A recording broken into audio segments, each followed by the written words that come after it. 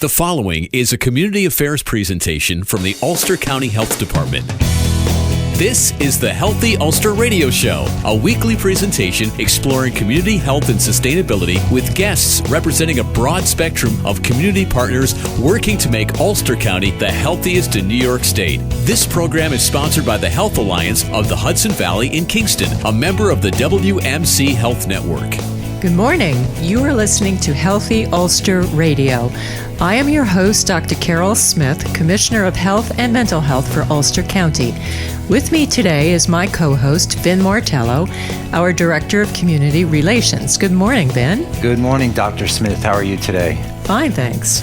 Dr. Smith, our listeners know that Healthy Ulster Radio is about looking at community health in its broadest possible sense. So it goes well beyond medical treatment and care to really look at community wellness and sustainability and all of the factors that affect it. And today we have a very special guest. Her name is Merle Borenstein, who is the owner of Armadillo Restaurant. Many of you know her. I've known her for many years. A fabulous member of the community. Everybody knows Merle. Yes. Dedicated activist and has really done so much. 27 years ago, Merle founded a soup kitchen in Kingston. It's still in operation at the Clinton Avenue United Methodist Church, and they serve lunch to over 100 people a day. Fabulous. She's also a current member of the Board of Family of Woodstock. She put into place a program that helps victims of domestic violence find safe haven for their pets when they leave their abusive home situations. We're going to hear more from Merle about that. And they are reunited once they are in safe new homes. And as past Vice President of local SPCA and current co-founder of Have a Heart Animal Welfare Fund, she couldn't see people leaving their dogs in the car while they dine. So now the Armadillo has a beautiful, large outdoor space where well-behaved pups are welcome.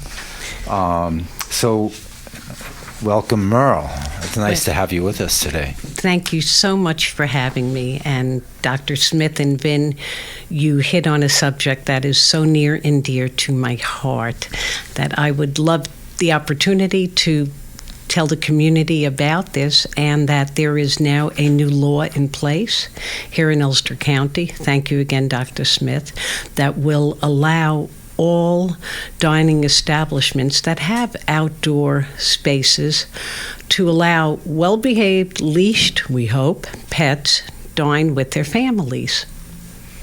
And can you tell us a little bit, Merle, about some specifics about the new regulations, what they allow dog owners and restaurant owners to do or not to do? Can you give us a brief overview? I can let you know from what I've learned from a letter I received from Dr. Smith. The dogs are permitted only with permission from the restaurant owner. So restaurants do not have to comply or allow dogs if they prefer not to. But in an area that is nowhere near food preparation, and it would need to be isolated from the indoors because, first of all, if the dog has an accident on the patio, it's very important to clean it and sanitize it. Second of all, the animals cannot be near utensils that people are eating off. They get fed and watered only out of disposables because there can be no cross-contamination. By the way, this is safer for your dog also. There are many, many contagious diseases that are not human contagious, but animal to animal. So disposables are the best way to go. It is important that in my personal establishment, I do ask that when the dog is walked onto the patio to their table, which, by the way, we try to isolate as in the four corners of the patio, so that not a lot of people are walking past and the dog is not, sniffing at someone else's feet if your tables are close by. When the dog walks onto the patio to his table, we ask the owner to please keep the dog very close by their side. The extendable leashes, which, by the way, I don't like, need to be held short. And when they are finally sat, we prefer to place the dog between either two owners at the table or next to the owner furthest away from the next table. It helps keep everybody calm and safe and stops the dog's natural curiosity at wanting to know what they're dining on at the other table. And again, I speak only for my particular restaurant, but I advise this for other restaurant owners. You do not want the dog to be able to go more than, I'd say, approximately 3 feet away from its owner so that it's kept in control.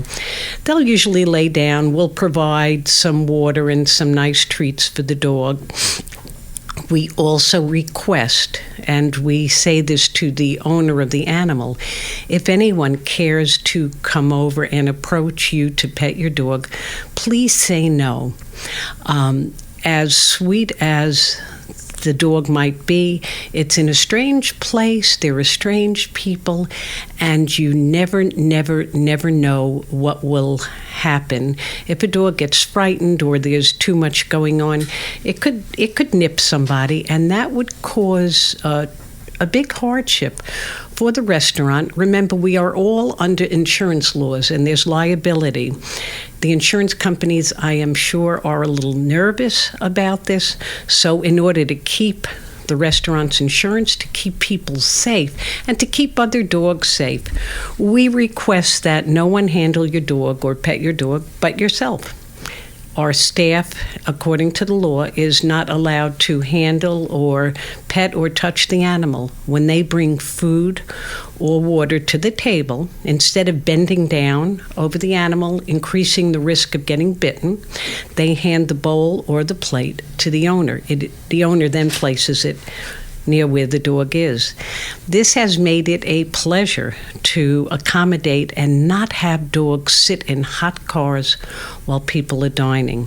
And it makes people very happy to have their pets. So I'm thrilled about this. Do you have a formal training protocol in place for your staff, so where you go over the rules in terms of operationally, but also how to handle potential conflict situations where, say, maybe a customer might feel out of sorts or object or whatever? Well, or does that ever come up? I have a typewritten list that I hang, and I have said to the staff, if a customer wants to know why they cannot let people pet their dog, I said, bring them the list. It has points, about 5 points on it. Bring them the list and let them see that the owner of the establishment prefers it this way for many reasons, including insurance. I have never, ever had an issue, thank God. Although, if I may tell an anecdote, many years ago, I had a little issue. Well, it wasn't really an issue. There was a very nice-looking, tall gentleman came into the restaurant. It was in the winter. He had his jacket zipped up. And he ordered dinner, and there's something in his jacket moving. And I have, I'm kind of, I don't know, what is it, like an external pacemaker or something? I don't know. Then I said, oh my goodness, I bet it's a baby or a puppy, but let me go look.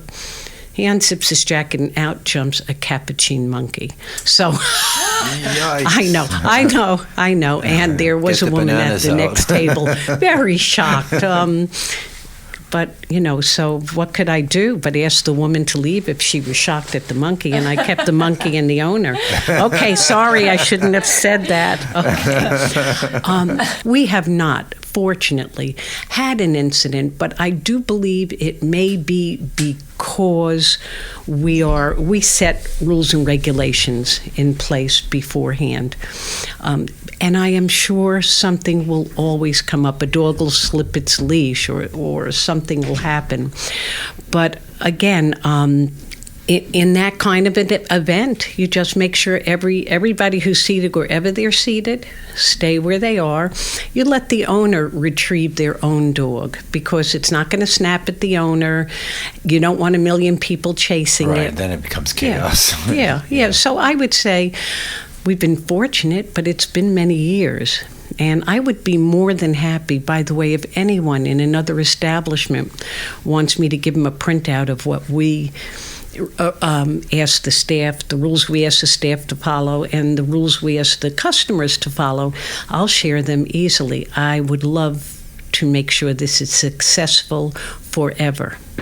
And how's the general overall reaction been among like not only people with dogs but other customers? Has it been pretty favorable and people open? Beyond favorable. It's lovely. It's lovely because even if there are customers, first of all, we have an indoor and an outdoor.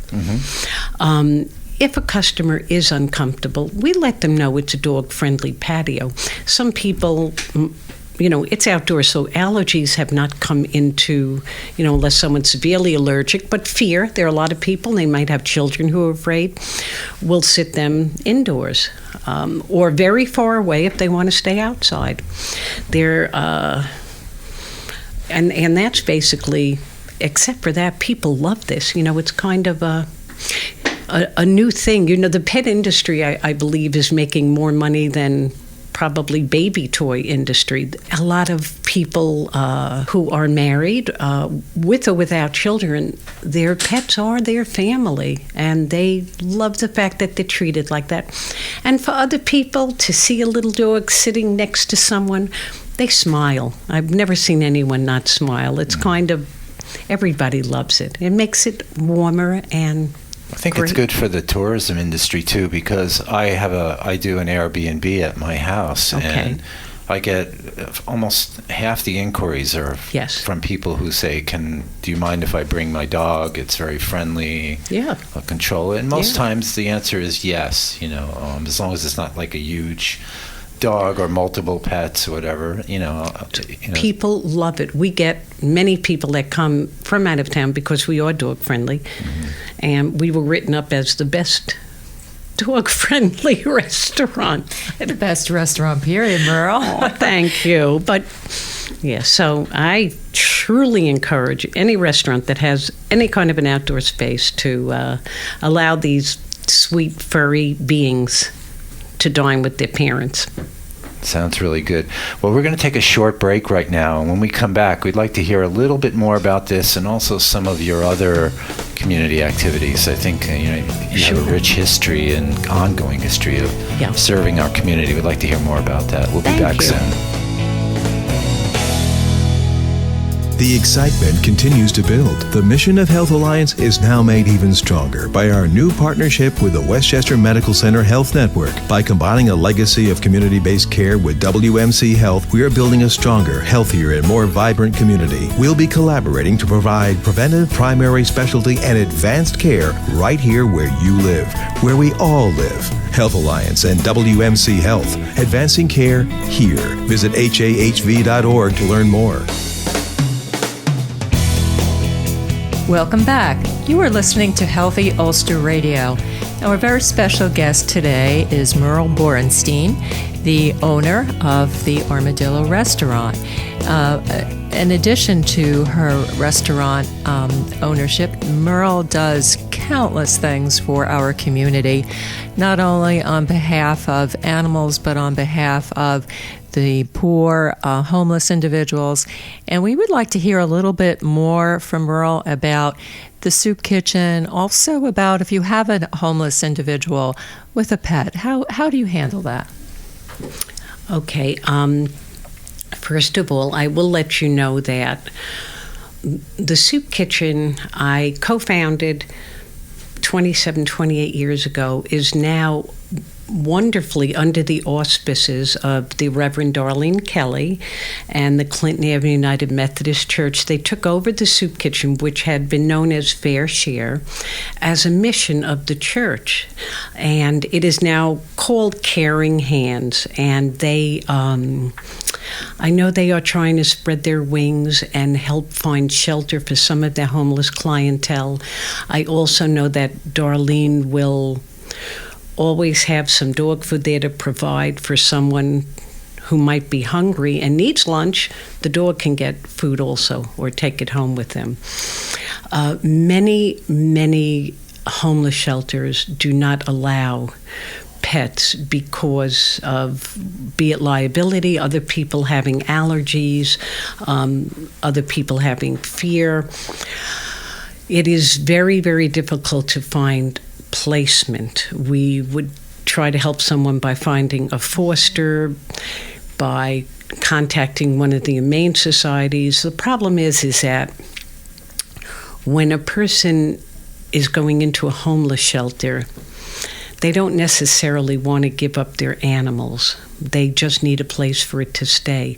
So what I would say would be, if anyone out there is willing to foster a dog or a cat for someone homeless, contact Family of Woodstock at 331-7080.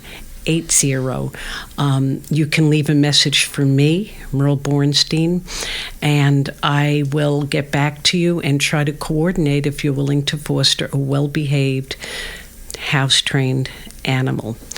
The other issue we worked with was the domestic violence shelter. It's very interesting that many people, whether they're single or with families, children, will not leave their homes if they have to leave their pets behind. This is a researched fact. It's not just something I'm thinking. Many people will stay with the abuser because if they leave, either the animal will get killed or abused severely. Sometimes the animal is used as a factor in keeping the abused person in the home. I'm on the board of Family of Woodstock. They have a domestic violence shelter, and we brainstormed and found a place that if someone has to go into the domestic violence shelter through Family of Woodstock and they have a pet, we will safely have the pet boarded until they find a safe space to live for themselves and their children, and it is their pet. They will get their pet back. We also provide visitation. So if last week, and I'm doing another visit this week, we will bring the animal to their mom or dad or whatever, and they can hang out and play for a few hours. We take them back to boarding. The person goes back to the domestic violence shelter. This has eased so many people, and the little reunions we have are wonderful. What else can I tell you about? Well, certainly, have a heart. Pets are known to provide a great deal of comfort, emotional comfort, psychological comfort, and certainly for the children of such a domestic violence household. Having the love and affection and caring for that pet is such a positive thing for them in their lives. And, to help them bridge from the domestic violence situation to their new life, as it were, or free of that kind of abuse, that pet can certainly serve as that bridger and helping that individual heal from the pain of the domestic violence. So that's a truly wonderful thing. And you're right. I mean, it's well documented that in an abusive situation that the pet is very often the victim of the abuse, as is the spouse or the children. Yes. And it's also been proven, though it walks away from the subject a little, that most or all of your serial killers started by abusing animals. It's a very telling thing if you have or know a child, or your teacher know a child who participates in animal abuse. Counseling is immediately necessary. Something that I have a dream, and I know that I've spoken to the executive director, Michael Berg of Family of Woodstock. It's a dream. It'll take a while. I would love to build a domestic violence shelter with certain rooms or areas where people can stay with their animals. It'll have to be a bigger building than we have now, and a lot of work, but you'll hear from me when we start fundraising. Another group I'm involved with, I co-founded Have a Heart Animal Welfare Fund with a woman who's the animal control officer for 5 towns, Jill Shufeld. Tireless person. She works with pounds, not with humane societies or SPCAs. Every town in Ulster County has a town pound where the strays would go. If they are not claimed within 7 days, I believe it's 7 days, they become property of that town. All the towns have limited space, and the decision on how to handle the stray pets is not up to the dog control officer. It is up to the town boards and the supervisor. And most places try their best. They are small, and oftentimes animals are sadly euthanized if they come in. Maybe they have Lyme disease or heartworm or a broken leg. Have a Heart Animal Welfare Fund fundraises to treat every medical issue that would come into a town pound. We will pay for heartworm treatment, Lyme disease treatment, we'll set a broken leg, we'll whatever. We also have a small food pantry, and we also help low-income families. We will pay to spay, neuter any stray, any feral, any low-income family. You need help, you contact me, and we will see to it that your animal needs help. You need food, you contact me. It's info@haveaheartanimalwelfare.org. We will help you keep your animals. It's better than seeing them go to a pound, and that's what we're around for. And I have one more I want to mention. Please do. Paws Unlimited Foundation is a very small, geothermal, no-kill, started out kind of as a rescue shelter. Her heart is with the seniors. We have a foster program where if you would like to foster a mellow, adorable senior dog, all you have to provide is shelter and love. Paws Unlimited will pay for everything for the life of the dog: medical care, food, doctor, anything you need, heartworm prevention. You just name it. All you need to do is love the dog. The number of Paws Unlimited is 845-336-7297. So you can have a companion, and senior dogs are wonderful for some of us, and I say us, including me, senior people. I adopted a dog from Paws Unlimited. Teddy is 10, and he's wonderful. What else do I need to tell you? Can I ask if for these programs, do you get donations or volunteer services from any of the vets, or say food and other things that the pets need from other local businesses in the area? Or can they donate those services? We do have relationships where, I know my personal veterinarian will always give us a discount for a rescue pet. I would love to see there's a group of veterinarians up here, maybe be able to donate one day a month. It's a little difficult. The Ulster County SPCA has a low-cost spay-neuter clinic also. But I always thought, well, why can't they just do this? You know what? They pay a staff. They pay for everything. Right. It's difficult. But, yes, they do give where and when they can. I know some of the larger stores used to give their damaged bags of dog food to the SPCA. I don't know if they still have that relationship. And the smaller ones, if they have damaged bags, we'll take them. But we are always in desperate need of bags of dog food, cat food, cans. You could bring it all to the SPCA. You could bring it to the Armadillo. I'll bring it out to the various town pounds. We deliver to them. Saugerties does also have a small food pantry, as does the town of Rochester and Accord. So hard to get free services. I know this kind of work is really, it's God's work, really. I had the fortune years ago of being on the board of the Hudson Valley Raptor Center, rehabilitating wild birds of prey. Yeah. And we had 100 different birds: eagles, hawks, owls, you name it. Was that Ellen Kalish? No, Donna Tracy was the executive director. They're no longer there because Donna had done it for, 25 years. Yeah. And it's really 24/7. When you're caring for 100 animals in any or even a smaller number, it's nonstop. She was passionate about it, but sooner or later, you can only do so much. You burn out. But we had wonderful volunteers, naturalists, veterinarians, members of the public, students. It was really, really terrific. That is terrific. Yeah. Yes. It would be good to see something large like that formed here. The number of feral cats, stray dogs, it's overwhelming. Homeless animals. It would be great.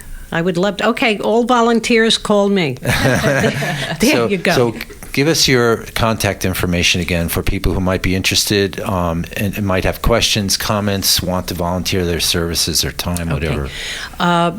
Let me give you my email first, and that is armadillos,